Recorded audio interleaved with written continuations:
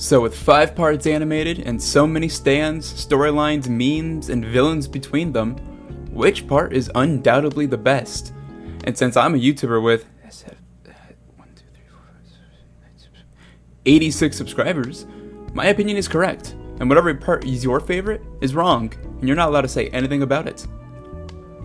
I will be doing extremely brief run-throughs for each part, so I'm sorry if your favorite part gets glanced over on a specific you like, but again, if you don't agree with my point, you are wrong, and I am right. And yes, we will only be looking at the first 5 animated parts since I haven't read the manga. Yes, I know, shut it before I shut it before you.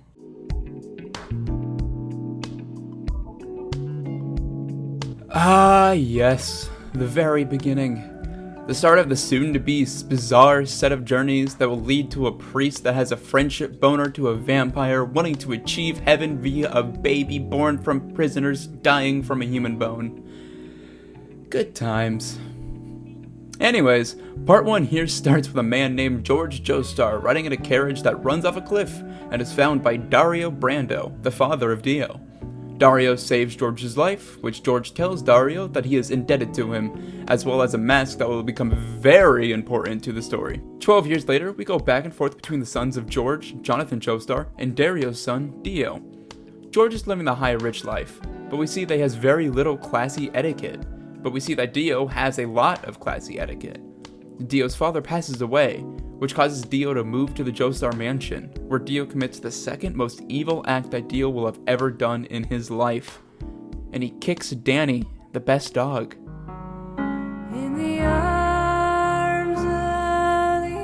With a montage, we see that Dio is the son that George has always wanted, since JoJo's etiquette is very lacking. In every way we see, Dio is one up over JoJo. JoJo falls in love with a girl named Alina, blah blah blah, lots of things happen. Dio starts poisoning George, Jonathan finds out, goes to find a cure, Dio gets angry and wants to use the mask to kill Jonathan, Dio uses the mask on a mugger on the street to try it out, finds out the mask turns people into vampires with godlike strength, Jonathan meets Best Girl Speedwagon while finding the cure for his father. When arriving home, Dio and Jonathan get into a big fight, Dio uses the mask on himself, George dies, stabbed by Dio in the fight, Dio runs away, blah blah blah. This is where Jonathan meets Zappelli, a Hammond user. Hammond is the ability that takes place before stands existed, which is essentially harnessing the power of the sun, which is, and get this, the only weakness to vampires. Wow. Jonathan uses this harness power to go up on a fight against Dio and his new vampire friends, so he can finally kill him. Jonathan mows down the vampire buddies and fights Dio, wins and supposedly kills him. Hooray! Saves the day. However, at Jonathan's wedding, we see that Dio is still alive, so Jonathan goes to finally kill him, but dies in the process, and we assume that Dio dies as well. Spoiler alert, he doesn't. That was a very, very brisk run-through of part 1, and I'm sorry that I couldn't do it any real justice. Part 1 is a very interesting but controversial part in the JoJo community. It's a part that really is more so setting into place a lot of things for context that'll be used more in part 2 and in future parts. Establishing the mask, vampires and their weaknesses, the bloodline's introduction, and fate tying into the Brando family, this to me was much more of a setup to what will be much more, and I feel like that's as well what they were trying to do, since this part was really only 9 episodes long. However, I still think the part was fairly entertaining to watch. Seeing the development of Jonathan's character as well as Dio's motive for what he'll become in the future is all very interesting. Though this is from the perspective of somebody who knows what is going to happen in later parts, which is something the first-time viewer doesn't have. Which is why, to many first-time viewers, this part's kind of boring. I know that personally watching this the first time, I thought that. And I'm very sorry for all the part 1 enjoyers that just clicked off the video.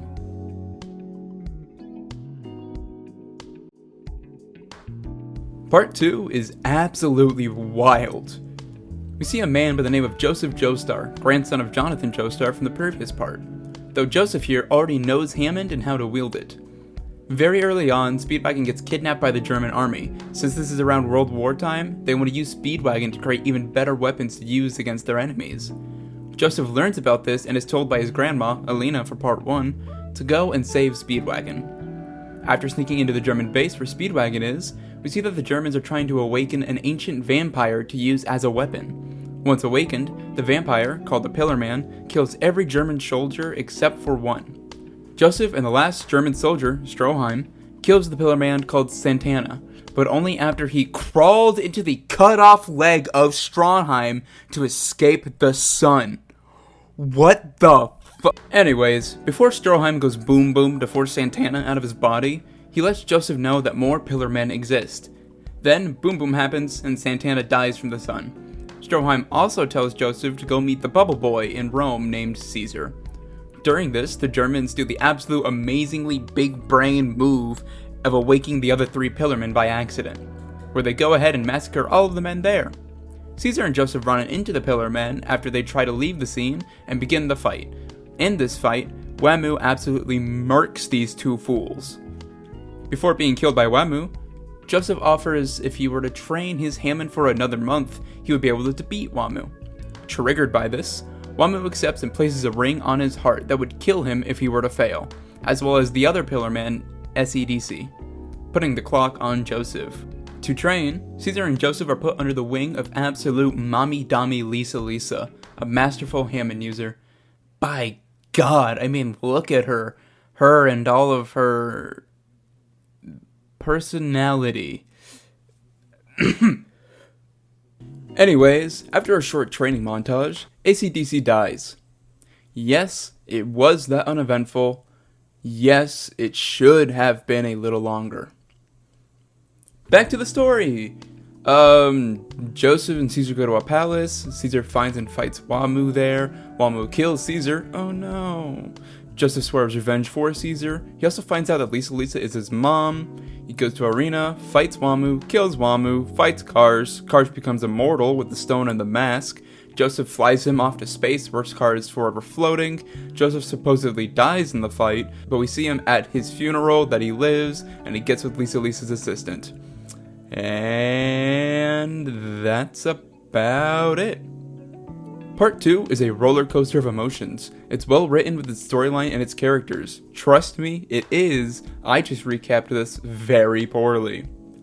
You fall in love with the characters so quickly in this part since Joseph is charming and handsome as he is. You also get drawn into the absolute insanity that the situation is. I'm sorry, your family friend got kidnapped by the Germans to help revive ancient vampires sleeping in stone to help with the World War, in which the only way to defeat said ancient vampires is to use the sun or special breathing powers that create electricity, the properties of the sun? Insanity at its finest, but so interesting to watch. Now that I've pointed out the good, let's introduce the bad. There is certainly not too much wrong with this part to me, though the only real problem I have with it is that sometimes it does be a little too silly. Like I said before, to escape the sun, the Pillar Man dove into a man's cut-off leg to hide inside the body, in which he then blew himself up to reveal the Pillar Man back to the sun. While that is cool as hell, it is very silly. That drives down the seriousness of the situation. But that really doesn't matter, since the OP is an absolute banger. And the Pillar Man theme too?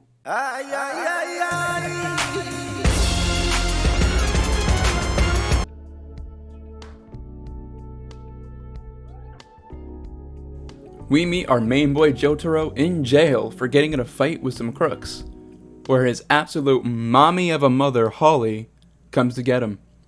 Though he wants to stay, saying he's been possessed by an evil spirit. This evil spirit is called a stand, a manifestation of one's own fighting spirit. Jotaro still refuses to leave his cell, so Holly calls Joseph, the guy from part 2, as well as Jotaro's grandfather. Joseph brings along another stand user named Afdal to fight Jotaro and get him out of his cell, which he does. After leaving his cell, Joseph sits down Jotaro and explains how there was a coffin with the name Dio on it found on an abandoned ship in the sea, meaning that Dio survived from part 1 and is now out again doing evil shenanigans. Afterwards, Jotaro encounters a fellow student at his school, Kakyoin, who also happens to be a stand user. They fight since Kakyoin is in allegiance to Dio. After beating Kakyoin, Jotaro brings him to Joseph, where they find my ex-wife attached to his head, controlling Kakyoin. Jotaro removes it, and Kakyoin becomes an ally. Right after, Jotaro's mother Holly starts to develop her own stand from Dio's curse. However, since her mental strength isn't strong enough to withstand a stand, she will die if it fully forms. This brings Jotaro to finally agree to go out and hunt Dio to kill him and save Holly. Now the same thing that happened to Kakyoin happens to Polnareff. Brain control might saves him, Polnareff joins the crew.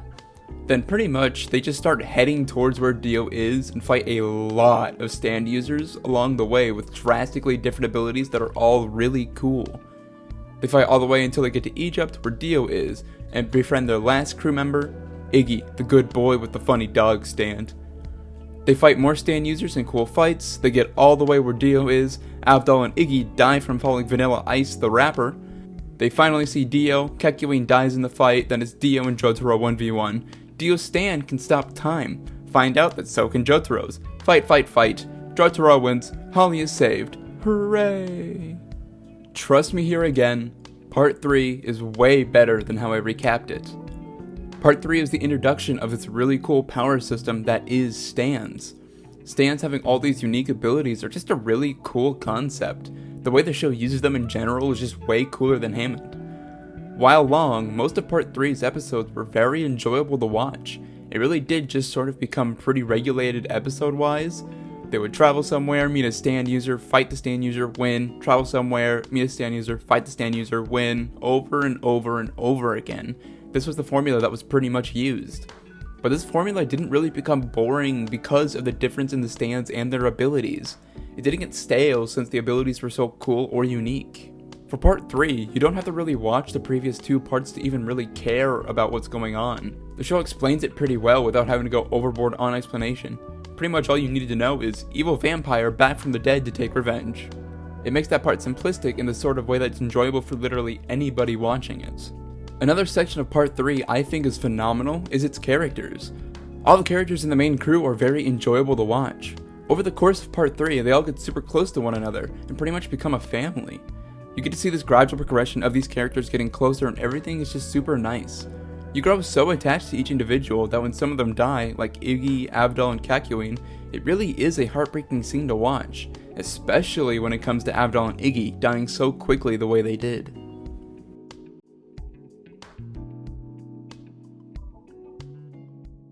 We start off Part 4 with Jotaro in a taxi heading over to Morio. He's headed there to meet up with his detached uncle Josuke, whose father is Joseph Joestar. Joseph, while traveling around the world, cheated on Suzy Q, the girl he got with in Part 2, and had Joseph. Jotaro happens to run into Josuke after asking a small child where he can find Josuke's house. The small child is named Koichi, who will also be a part of the main group. We find out quickly that Josuke has a stand named Crazy Diamond, a stand with similar build as Star Platinum, however the ability is completely different. Crazy Diamond's ability is that it's able to restore things through touch.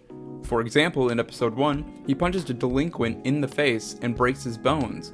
However, with Crazy Diamond, the bones repair itself and it deforms the delinquent's face. After fighting Josuke, Jotaro warns him about a dangerous stand user in the area named Angelo, who has been going around Morio and killing people.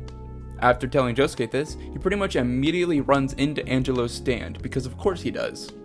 After Angelo sees Josuke's face, he goes off and tries to kill Josuke's mother and grandfather, which he does succeed in killing the grandfather. This makes Josuke extremely angry and gets revenge with Jotaro, trapping Angelo inside a rock with his ability. Right before getting trapped, however, Angelo lets out about how he got his stand. He tells Jotaro and Josuke about a man in a school uniform going around stabbing people with the arrow. This arrow came from Dio, which Dio used to get his own stand. Then Angelo gets the rock treatment. Josuke and Koichi, who is as of now standless, in the next episode are walking home from school when they see an abandoned house with someone guarding the front of it. Koichi goes to investigate it a little further and gets shot through the neck with an arrow.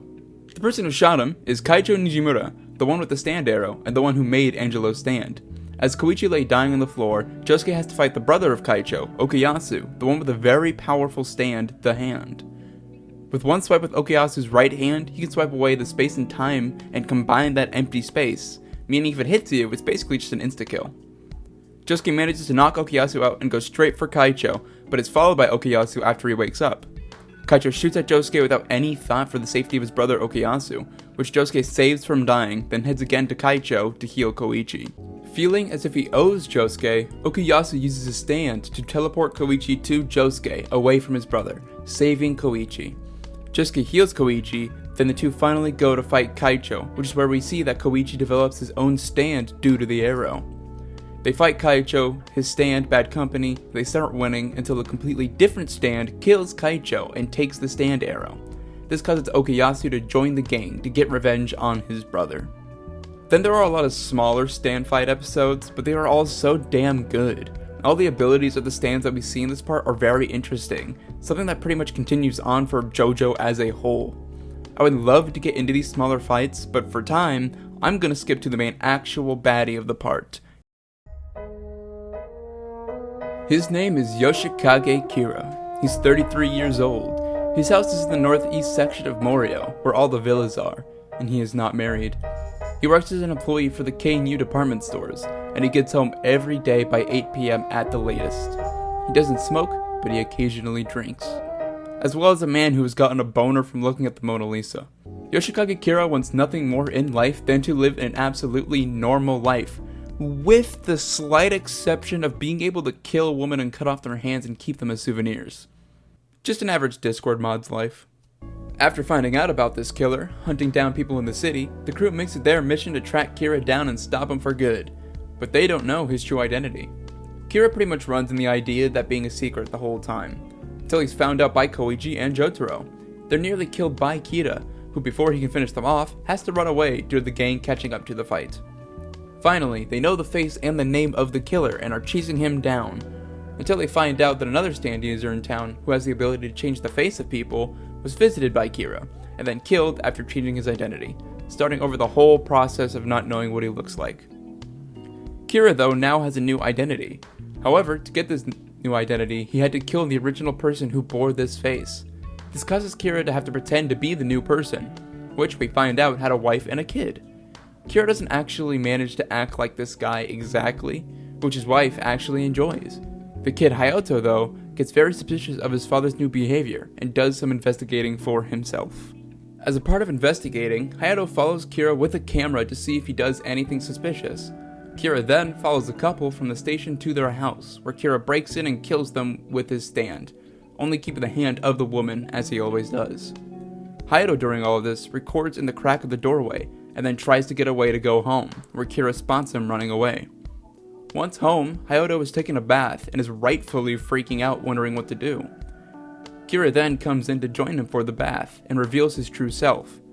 As he's about to kill Hayato for knowing his real identity, Hayato stops him with the blackmail of the tapes, though, out of rage, Kira still kills Hayako. I never mentioned this before, and I really should have, but Kira's father has a stand as well, which allows him to travel as a photo. He is currently in the possession of the stand arrow and has been creating the stands where Josuke and the gang have to fight in between main plot episodes. But anyway, his father comes in and tells Kira getting rid of Hayato like this was a terrible decision, and they don't know where the tapes are. This is where the stand arrow acts on its own and is absorbed by Kira, giving him another ability, Bites the Dust. This new ability allows him to implant Bites the Dust into whoever Kira chooses, and if the identities are revealed verbally or by writing, Bites the Dust will blow up whoever is implanted.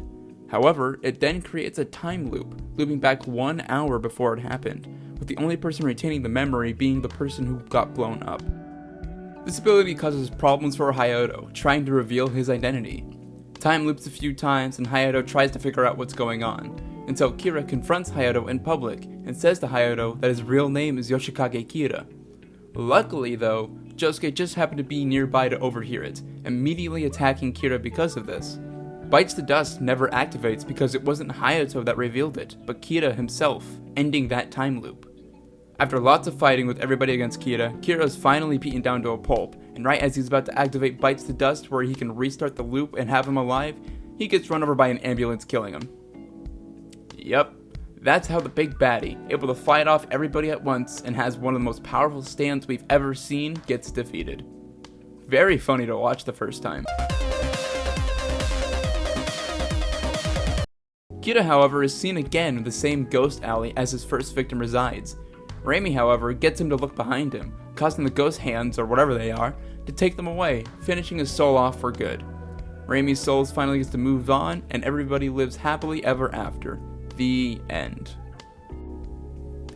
Dear God, I am so sorry for that recap length. Again, I'd like to say that this was the short version. I could have gone on and explained each stand and their ability and how they fit in properly, but Jesus, this part alone became a 5-page recap.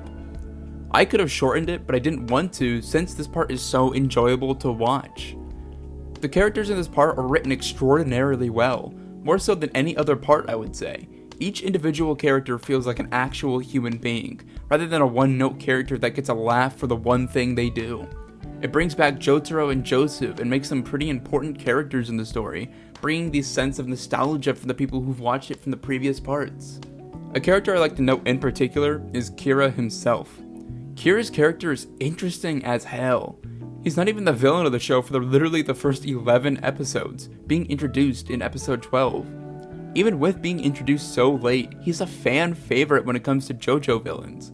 He's interesting in the case of not really wanting ultimate power or control of the world. He truly does just want to live a quiet, normal life, and completely would have, if not for the slight issue of, again, murdering women and keeping their hands for fetish. It's a nice tonal change, and a complete opposite ideology from the previous JOJO villains. However, this part is also pretty weird pacing-wise. Part 3 has a pretty decent pacing to it. While it does have a pretty regular system of each episode fighting a different stand user, every fight felt natural as a part of their journey, since they were constantly traveling to get to Egypt, and it happened to be just on the way they were fighting. This part, however, had, again, the same idea of a stand fight an episode. However, a lot of the fights weren't really needed for the main story plot. The whole episode with the chef and his stand, the episode with Koichi and his yandere, and many more that weren't really vital to the story. But even though they weren't vital to the story, it's still so entertaining to watch. I'd also like to mention the setting of this part in particular. Having the entire setting being in one town really does give the part a sense of homeness. The colors and feeling of the town are also so nice and warm to what's been happening in the town. The setting's world building with Moriojo radio and vibes that we get are something that we haven't really gotten from other JOJO parts before. It's just a little something extra that makes the part even more special in my head. Also, that first OP is the best of all of them, and it's always a jam whenever it comes on. Second opening's garbage though.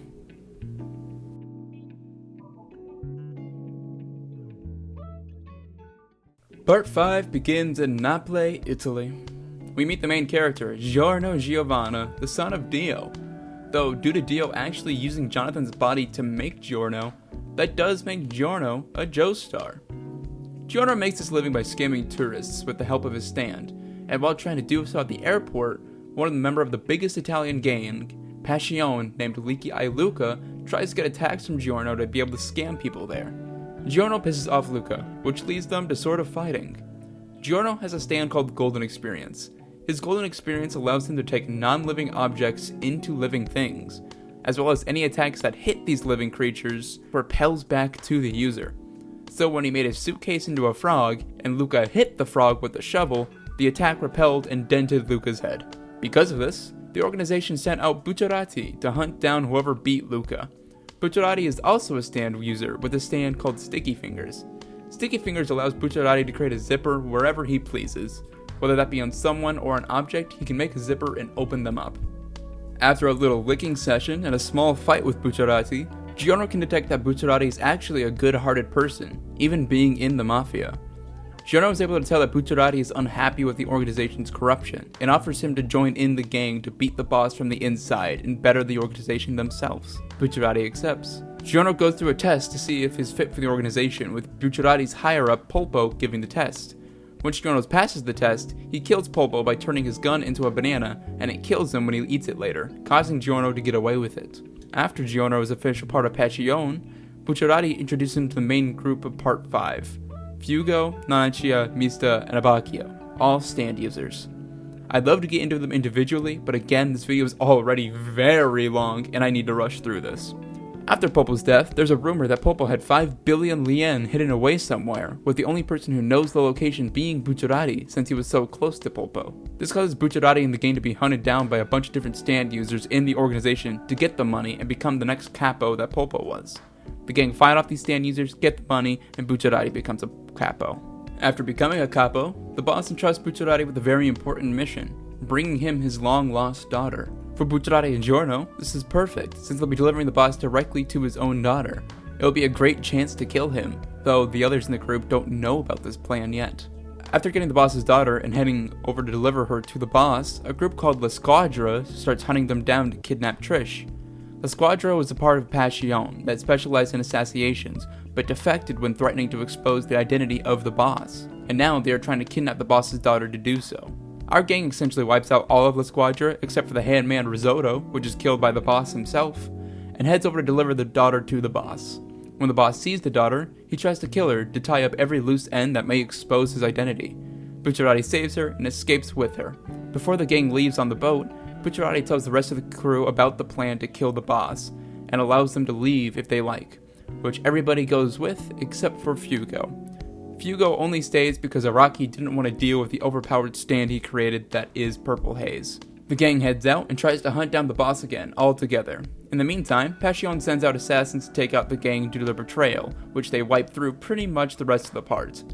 They get to the boss, fight him, Polnareff shows up in a wheelchair, because of course he does, but gets killed by the boss. We found out that the boss has two personalities, Doppio and Diavolo, one nicer side and one devilish side. The stand arrow becomes a part of it again, with the case that if you stab an already activated stand, there's a chance that the stand becomes much more powerful, which happened to Giorno, and that's what gives him the golden experience Requiem. This gives Giorno the ability to send Diavolo into an infinite loop of death. He gets sent to a realm where he dies, then he wakes up in another realm to die in a different way. This happens forever, all of time. Absolutely terrifying. Anyways, with the boss gone, Bucciarati dies, because he actually did die from the first time he was delivering the boss's daughter, but because of Giorno's stand, his body had the life energy to continue on, but he was actually technically dead. I don't know either. Now with Passion without a boss, Giorno fills in that spot and becomes the boss with Misa at his side, and everybody claps. The end.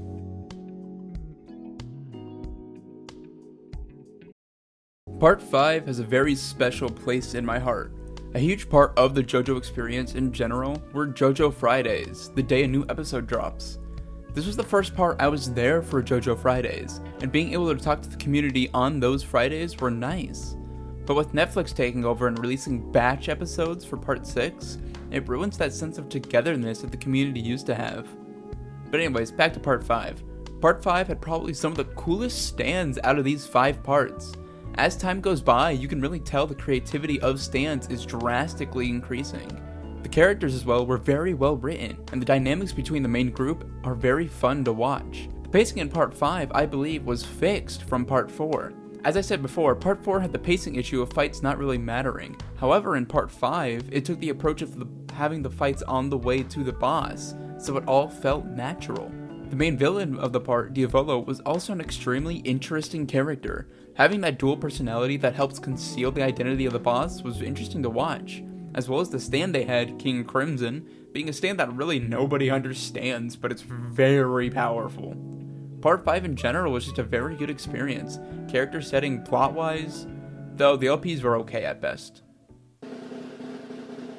And now, the moment you have all been waiting for. Let me announce the absolute, undoubtedly best part of JOJO is Part 4. And here comes the dislikes. Listen, I'm a little biased when it comes to character development and progression. That is by far one of the things I love most in anime, and Part 4 just does that the best. There are so many characters in Part 4 that matter to the story, and it doesn't blur the line of these characters. All the main cast has huge character developments throughout the part. It as well has my favorite JOJO villain, partly for being the meme that he is. The setting is also a very great thing about the part. Taking place in Morio, it has that sense of homeness like I said before. It creates an experience worth remembering, and being able to see that essentially just feels like a group of friends going through these crazy situations. It's all just very well written, and it's one that I enjoyed a whole lot. It also has the best JOJO opening, so nothing else matters. Also, here's where I'd rank the other parts as well. And remember, this is definitive the best part now. Don't bother thinking otherwise. Stay bizarre, my friends.